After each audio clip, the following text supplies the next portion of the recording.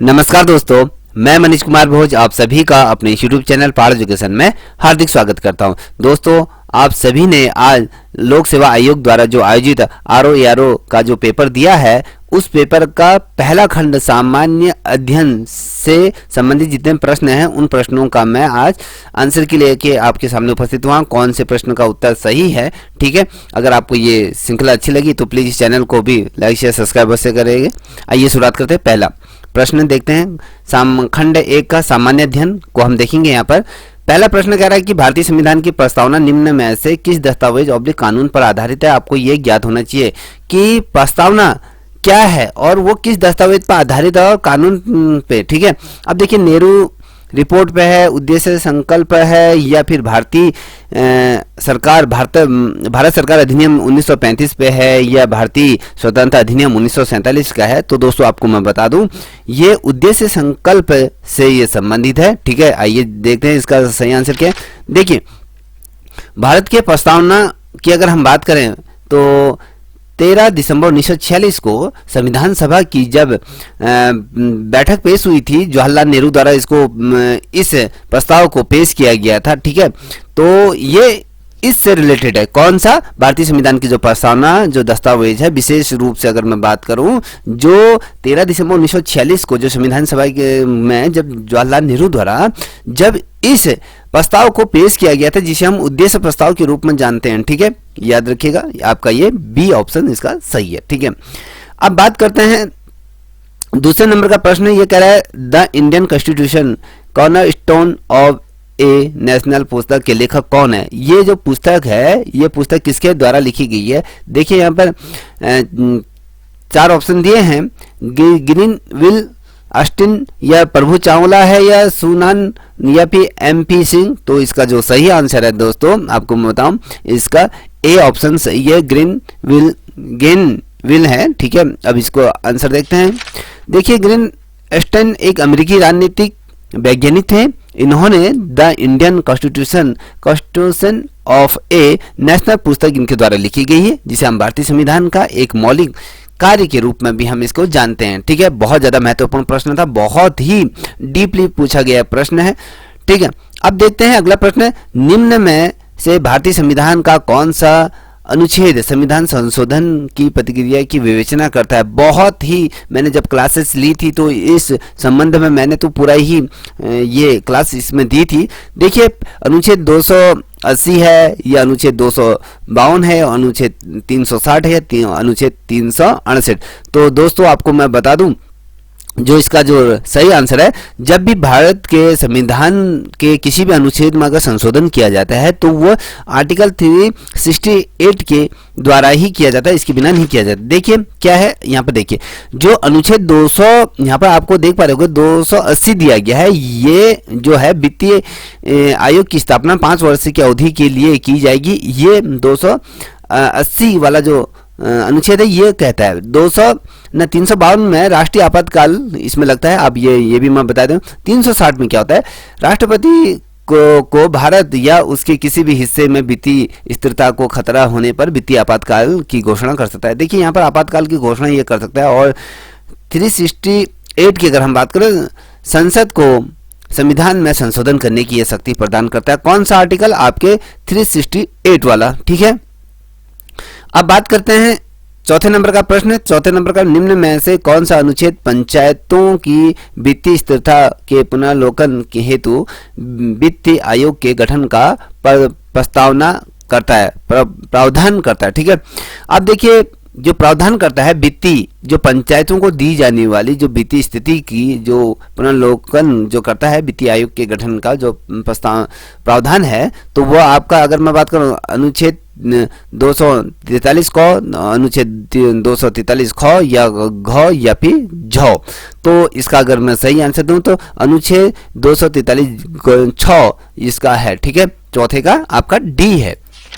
अब देखिए, क पे अगर मैं बात करूं, 243 क अगर मैं कहूँ, ये ग्राम सभा से संबंधित है, और 243 ख ये पंचायतों का गठन करने का ये कार्य करता है। और 243 घ की अगर बात करें, पंचायतों की अवधि कितनी होगी ये इसको निर्धारित करता है। और 243 झ की अगर बात करूं तो इसमें वित्तीय स्थिरता के पुनर्लोकन के लिए वित्तीय आयोग का यहाँ पर गठन किया जाता है। तो आपका जो राइट आंसर है आपका डी आपका सही उत्तर है। ठीक है, अब बात करेंगे भारतीय संविधान के किस अनुच्छेद में निजता के आधार पर आधार की परिकल्पना की गई है। ठीक है, अब अनुच्छेद 14, अनुच्छेद 19, अनुच्छेद 21, अनुच्छेद 32। तो आपका जो पांचवे का जो सही उत्तर होगा दोस्तों वो आपका अनुच्छेद 32 होगा। ठीक है, ये क्या कहता है, पहला अनुच्छेद अगर मैं पूरा डिटेल में बता रहा हूँ। अनुच्छेद 14 क्या कहता है, भारत के राज्य क्षेत्र में किसी भी व्यक्ति को विधित के समक्ष समान समता और विधियों के समान संरक्षण से वंचित नहीं किया जाएगा। किसी भी क्षेत्र में किसी भी व्यक्ति को किसी भी विधित समक्ष समता या विधियों द्वारा किसी को क्या किया जाता है, उससे समानता से उसको वंचित नहीं किया जा सकता। कहने का मतलब आप इसे देख पा रहे होंगे। अनुच्छेद 19 में सभी नागरिकों को स्वतंत्रता के 6 जो अधिकारों की गारंटी ये आर्टिकल 19 ये देता है कि जो हमें जो 6 मौलिक अधिकार जो हमें मिले हैं ना, ये उसकी गारंटी देता है 19 नंबर का।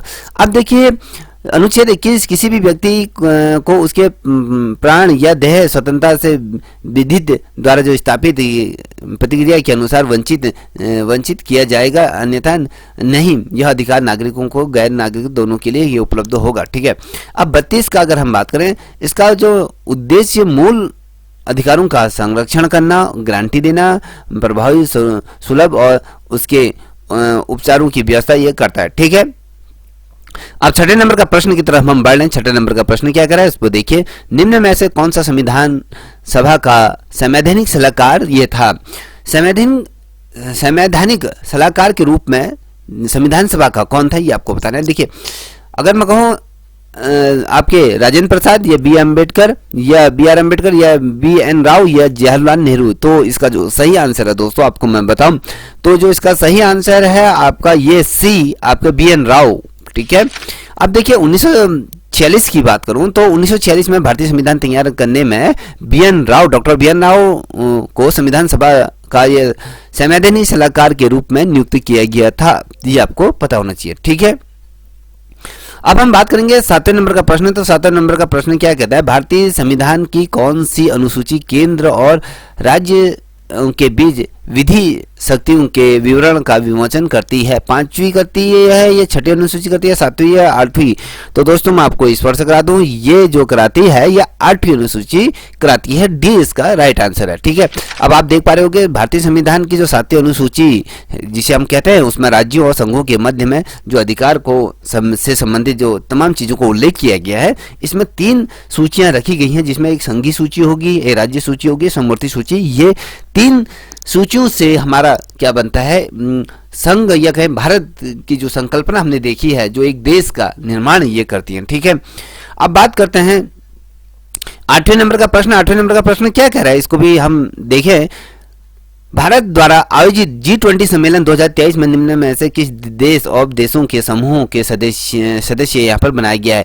नेपाल को बनाया गया है। जो G20 सम्मेलन के अंतर्गत किस देश को या देश के समूहों को के अंतर्गत इसे सदस्य के रूप में नॉमिनेट किया गया।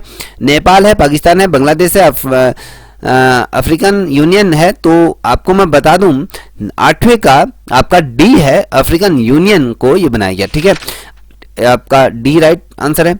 अब बात करूं 9वें नंबर का, तो बहुआयामी निर्धनता सूचकांक MPI निम्नलिखित में से कौन सा सम्मिलित नहीं है। इसके अंतर्गत जो बहुआयामी जो निर्धनता सूचकांक होता है, इसके अंतर्गत कौन सी चीजें सम्मिलित नहीं की जाती, जैसे स्वास्थ्य हो गया, शिक्षा हो गया, जीवन स्तर हो गया, प्रति व्यक्ति आय हो गया। तो अगर मैं कहूँ इसमें प्रति व्यक्ति आय को नहीं रखा जाता। ठीक है, इसका देखिए पहला स्वास्थ्य, शिक्षा, जीवन स्तर इसको रखा जाता है, ये आपका नहीं रखा जाता। ठीक है दोस्तों, अब देखो आप 10वें नंबर का प्रश्न आप देख पा रहे होंगे। भारत सरकार के जल जीवन मिशन के अंतर्गत निम्न में से कौन सा कार्यक्रम चलाया जा रहा है। इसमें कौन सा कार्यक्रम चलाया जा रहा है, देखिए नमामि गंगे, स्वच्छता पखवाड़ा चलाया जाएगा, हर घर जल या जल शुद्धिकरण प्लांट। ये तो दो आपको मैं बता दूं, तो ये जो जल मिशन है तो इसमें जल शुद्धिकरण प्लांट ये स्थापित किया, इसका जो सही आंसर है इसको देखें, हर घर जल हर घर नल जो कॉन्सेप्ट है सरकार लाई है, ये चीजें हैं। ठीक है, अब देखिए अब 11 नंबर का प्रश्न आप देख पा रहे हो, सशक्त विकास लक्ष्य 2030 निम्न में से कौन सा एक लक्ष्य 4 के रूप में चिन्हित है? शिक्षा है या स्वास्थ्य है या भूख है या गरीबी या पोषण, भूखमरी या गरीबी जो भी है ये देख ले, सी ऑप्शन और डी ऑप्शन जो आपका पर्यावरण। तो दोस्तों इसका जो सही आंसर है आपका ए, शिक्षा को क्या रखा गया है सशक्त विकास का लक्ष्य, क्योंकि जब हम शिक्षित होंगे तभी तो हमारा देश क्या करेगा, विकसित हो पाएगा, विकासशील देशों से निकल के विकसित राष्ट्र के रूप में कहीं ना कहीं उभर पाएगा। तो ये लक्ष्य हमने यहाँ पर रखा है। ठीक है, अब आपके सामने मैं जो रखने जा रहा हूँ 12 नंबर का प्रश्न है, प्रधानमंत्री मुद्रा योजना संबंधित है, किस चीज से संबंधित है आपको ही बताना है। देखिए ग्रामीण बैंक से है या लघु व्यवसाय इकाई से है या मध्य उद्योग से है, या इनमें से कोई नहीं, तो इनमें से प्रधानमंत्री मुद्रा योजना से संबंधित है। देखिए कौन क्या आंसर है इसका, तो इसका आंसर आपका बी है, लघु व्यवसाय इकाइयों से है। प्रधानमंत्री मुद्रा योजना PMMY भारत सरकार द्वारा सूक्ष्म और लघु उद्यमियों को वहन योग्य शर्तों पर ऋण देने की यहाँ पर की गई। देखिए जो व्यक्ति विशेष जो अपना कारोबार करना चाहता है, ठीक है, जो अपना एक छोटा सा उद्योग स्थापित करना चाहता है, तो भारत सरकार द्वारा प्रधानमंत्री मुद्रा योजना जो बनाई गई है PMMY भारत सरकार द्वारा, जो इसमें सूक्ष्म जगह छोटा आपने उद्योग स्थापित करना है, थोड़ा सा उन उद्यमों को क्या करेगा, इसमें कुछ शर्तों पर ऋण देने की यहाँ पर प्रावधान यहाँ पर किया गया। ठीक है, अब देखिए बहुत ज्यादा महत्वपूर्ण प्रश्न है, कई दफे आपने बचपन में पढ़ा होगा, कर्क रेखा निम्न में से किस राज्य से होकर नहीं गुजरती है? देखिए छत्तीसगढ़ है गया, ये आपका ए, बी होगा त्रिपुरा हो गया, सी हो गया आपका मिजोरम, डी आपके क्या है मणिपुर। तो इसमें से कौन सा नहीं हो गया था? तो डी जो है मणिपुर। ठीक है, कर्क रेखा 8 राज्यों से होकर गुजरती है, पहले आपको ये याद रखना है। आप इसको राज्यों को याद कर लीजिए, राजस्थान है, गुजरात है, मध्य प्रदेश है, छत्तीसगढ़ है, झारखंड है, पश्चिमी बंगाल है, त्रिपुरा है और मिजोरम से होकर ये गुजरती। कौन सी कर्क रेखा, ये किन राज्यों से होकर नहीं? अब इसमें से यहाँ पर दिखाया गया है 4 राज्य दिखाए गए हैं, इनमें से कौन सा राज्य है जिससे ये होकर नहीं गुजरती है? तो डी आपका मणिपुर से होकर नहीं गुजरती है, आपका राजस्थान से होकर गुजरती है, गुजरात से होकर गुजरती है, मध्य प्रदेश, छत्तीसगढ़ और झारखंड, पश्चिमी बंगाल, त्रिपुरा और मिजोरम से ये होकर गुजरती है। ठीक है, अब देखिए आप देख पा रहे होंगे बोकारो स्टील संयंत्र का विकास निम्न में से किसके सहयोग से किया जा रहा है? तो ये वाला प्रश्न कई दफे पूछा गया है, संयुक्त राष्ट्र अमेरिका और जर्मनी या रूस या इंग्लैंड। तो आइए इसका आंसर देखते हैं। तो ये किया गया है रूस के द्वारा, बोकारो स्टील संयंत्र का विकास ये किया जा रहा है। देखिए बोकारो इस्पात कारखाना सार्वजनिक क्षेत्रों में चौथा इस्पात कारखाना ये है, ये सोवियत संघ के सहयोग से 1965 में ये प्रारंभ किया गया था। ठीक है, 1965 में प्रारंभ किया गया था। अब देखते हैं, यहाँ पर आप देख पा रहे होंगे 15 नंबर का प्रश्न, निम्न में से कौन सा युग्म सम्मिलित नहीं है? रेलवे खंड का, ये रेलवे खंड दिखाए गए हैं कि जोन दिखाए गए। अगर मैं कहूँ इसके मुख्यालय, देखिए पूर्वी रेलवे गोरखपुर दिखाया गया है, पूर्वी रेल जो कोलकाता है, दक्षिणी पूर्वी मध्य रेल अगर बिलासपुर अगर की बात करें, या फिर आपके डी आपका जो है दक्षिण पूर्वी रेल और जो भुवनेश्वर है। तो इसका जो सही आंसर है आपका सी आपका दक्षिण पूर्व मध्य रेल जो बिलासपुर के अंतर्गत आता है। ठीक है, ये जो आप यहाँ पर देख लीजिए, उत्तर पूर्व गोरखपुर के अंतर्गत आता है, पूर्वी रेल कोलकाता के अंतर्गत आता है, दक्षिण पूर्व मध्य रेल आपका गार्डन रीच कोलकाता के अंतर्गत है, दक्षिण पूर्व रेल और भुवनेश्वर के अंतर्गत है।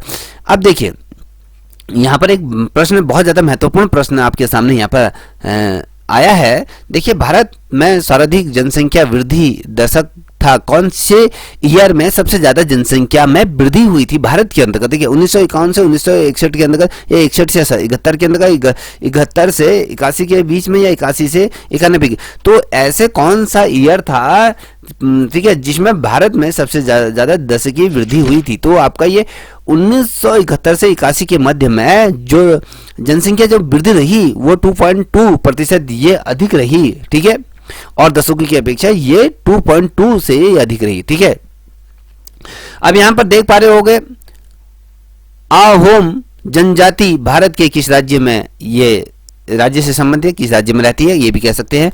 आंध्र प्रदेश, मध्य प्रदेश, असम, झारखंड। तो इसका जो सही आंसर है आप देख पा रहे होंगे, तो ये आपका असम है। असम घाटी में रहने वाले सान वंश की एक जनजाति है। ठीक है, अब बात करते हैं 18 नंबर का प्रश्न। 18 नंबर का प्रश्न को हम देख पाए, निम्नलिखित नदियों को पश्चिम से पूर्व के क्रम में आप लगाइए, इसको व्यवस्थित कीजिए।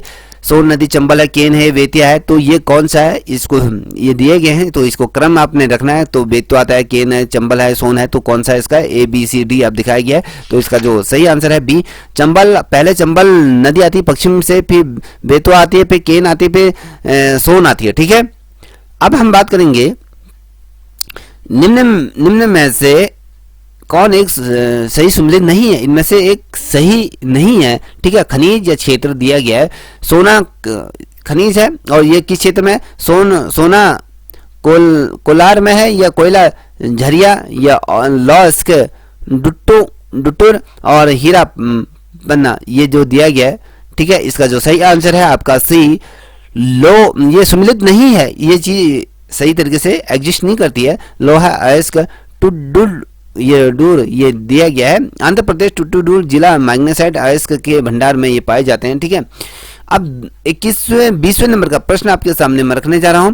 20वें नंबर का प्रश्न क्या कर रहा है, 2011 की जनगणना के अनुसार भारत के किस राज्य में नगरीय जनसंख्या का प्रतिशत सर्वाधिक रहा।